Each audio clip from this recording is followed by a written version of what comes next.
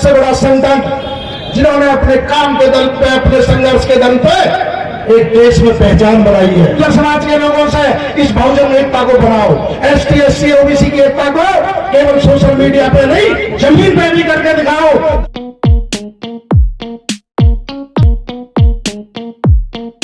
मैं तारीफ करता हूं, लेकिन जय भीम के लिए आवाज न निकले तो ये तो आजाद समाज पार्टी और भीम आर्मी को शोभा नहीं देता। जय भीम, जय भीम। ये पीछे वाले कुछ हो ना सुस्त हो रहे भाई, हमने हाथ उठा के दोनों से जय भीम। बहुत बहुत धन्यवाद। जय वीर बुजुर्ग सम्राट संविधान निर्माता बाबा साहब, मान्यवर काशीराम साहब, ज्योतिबा फूले जी, सभी को नमन और वंदन करते हुए, और पूरे देश में लाखों करोड़ों युवाओं के हृदय सम्राट, बहनों को न्याय दिलाने वाले, पूरे देश में विपक्ष की इकलौते भूमिका निभाने वाले, जहां जरूरत होती है सबसे पहले पहुंचने वाले एडवोकेट चंद्रशेखर आजाद जी को अपना आदर्श और नेता मानते हुए मैं आपसे दो बात कह के, क्योंकि समय कम है और राष्ट्रीय अध्यक्ष जी को भी आपको सुनना है और हमें ग्वालियर भी जाना है। भीम आर्मी और आजाद समाज पार्टी के लिए दो लाइन में किसान नेता विजय सिंह पतिक की कह के अपनी बात शुरू करूंगा कि यश वैभव सुख की परवाह नहीं, ये जीवन रहे या ना रहे, वैसी ये इच्छा है कि जग में स्वेच्छाचार दमन ना रहे।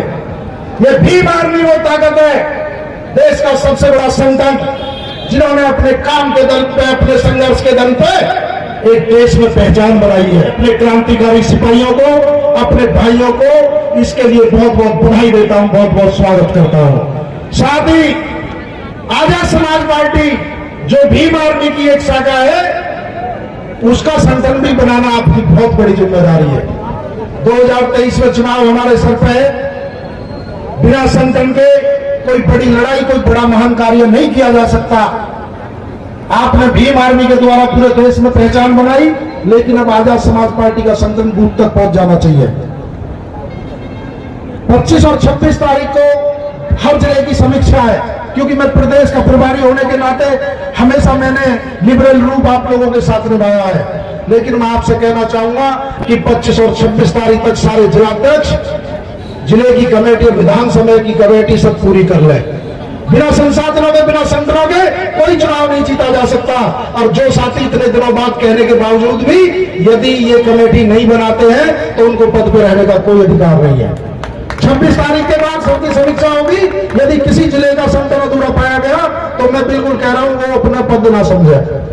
दूसरी बात मैं कहना चाहता हूं एडवोकेट चंद्रशेखर आजाद जी के बारे में, पूरे देश में नेता ऐसा आपको ढूंढने से नहीं मिलेगा। पूरे देश में इतने मुकदमे किसी और नेता पर नहीं मिलेंगे। वो नेता पे इन पे इतने मुकदमे अपने पर्सनल नहीं है, अपने इस बहुजन समाज के लिए ऊपर लगाए हैं। रासुका जैसी गंभीर धारा आपके अपने समाज के लिए उन्होंने अपने ऊपर लगवाई है, और पिछले 4 सालों में से 3 साल में जेल में वो आपके लिए रहे। मैं कहना चाहता हूं पहचान लो, आप भीड़ आती है, सहयोग करते हो भाई का, लेकिन वोट किसी और को देते हो। जब तक वोट की ताकत अपने भाई को नहीं दोगे ना, जब तक आप पर अन्याय होता रहेगा। आपको भाई को उस स्थान पर बैठाना है जहां पे देश की नीतियां और संविधान लागू होने वाला जो हाथ होते हैं। आप उन लोगों के हाथ मजबूत कर रहे हो जो संविधान को खत्म करना चाहते हैं, लेकिन आपने एक बार भाई के हाथ मजबूत कर दिए, भाई को मजबूत कर दिया, तो आपको और लोगों के पैर पकड़ने की जरूरत नहीं पड़ेगी। ये आपका खून है, ये आपका भाई है। मैं फिर कहना चाहता हूं इस 2023 में मध्य प्रदेश के लोगों गलती मत कर देना। यदि आपने गलती कर दी तो फिर 5 साल आपको सड़कों पे ऐसे ही संघर्ष करना पड़ेगा। मैं कहना चाहता हूं अपने बहुजन समाज के लोगों से, अपने दूसरे समाज के लोगों से, इस बहुजन एकता को बनाओ। एसटी एससी ओबीसी की एकता को केवल सोशल मीडिया पे नहीं, जमीन पे भी करके दिखाओ। 10% लोग आप पर राज कर रहे हैं और 90% लोग उनकी गुलामी कर रहे हैं। आप खड़े हो जाओ, इस भाईचारों को, इस एससी एसटी ओबीसी आदिवासी के भाईचारों को मजबूत बनाओ। अरे हमारे गुर्जर समाज के लोगों ने तो इसको ही इस हीरे को पहचान लिया है। पूरे प्रदेश ही नहीं, पूरे देश के गुर्जर समाज आज एडवोकेट चंद्रशेखर आजाद जी की तरफ, न्याय की तरफ से, अपनी तरफ से खास भरी निगाह से देख रहे हैं। अरे ये तो आपका ही खून है, आपका बहुजन का असली बेटा है। आप यदि पूरी तरह इनके साथ नहीं जुड़े तो फिर और लोगों के आप अत्याचार सहते रहोगे।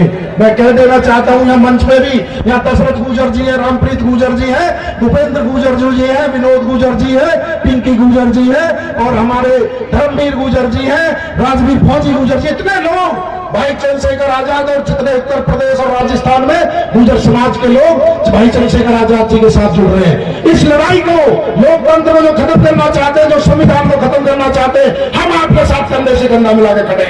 यदि कोई दलित भाई में गोली चलेगी तो एक गुर्जर का सीना सबसे आगे आपको मिलेगा। यदि किसी दलित भाई का अत्याचार होगा तो सबसे आगे ये समाज आपके साथ भाई बन के कंधे से कंधा लगा खड़ा होगा।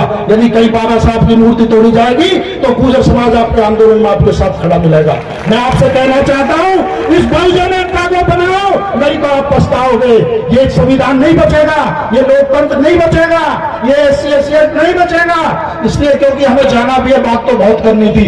सबसे लास्ट बात है जो आकाश गुर्जर की, जो हमारा भाई था, जिन्होंने एक फौज में भर्ती होना चाहता था, उसको प्रशासन के लोगों ने गोली मार दी और आज तक उसकी मां आंसू लिए पूरे प्रदेश में घूम रही है। एक नेता, एक पार्टी खाली भाई को छोड़कर, भाई आजाद समाज पार्टी के राष्ट्रीय अध्यक्ष एडवोकेट चंद्रशेखर आजाद जी को छोड़कर एक भी नेता मध्य प्रदेश का उनके घर नहीं पहुंचा। मुआवजे की तो दूर, मुआवजा भी जाति देख के देते हैं। हमको किसी के मुआवजे से कोई दिक्कत नहीं है। मनीष गुप्ता का फर्जी एनकाउंटर होगा तो 50 लाख नौकरी मिलेगी। यदि विवेक तिवारी का एनकाउंटर होगा तो 1 करोड़ रुपए नौकरी मिलेगी। और यदि साक्षी गौतम का दिल्ली में हत्या होगी तो 5 लाख रुपए की घोषणा होगी। ये जाति देख के आपके साथ अन्याय हो रहा है। यदि आकाश गुर्जर का मामला होगा तो 1 रुपया भी उसको नहीं मिलेगा, क्योंकि वो गुर्जर जाति का है। मैं इसलिए कहना चाहता हूं, आप संतुलित हो जाओ और उन सीटों पर अपने लोगों को बनाओ जहां पे नीतियां बनती है, जहां पे कानून बनते हैं। इसलिए अपनी बात समाप्त करते हुए बाकी का समय एडवोकेट चंद्रशेखर आजाद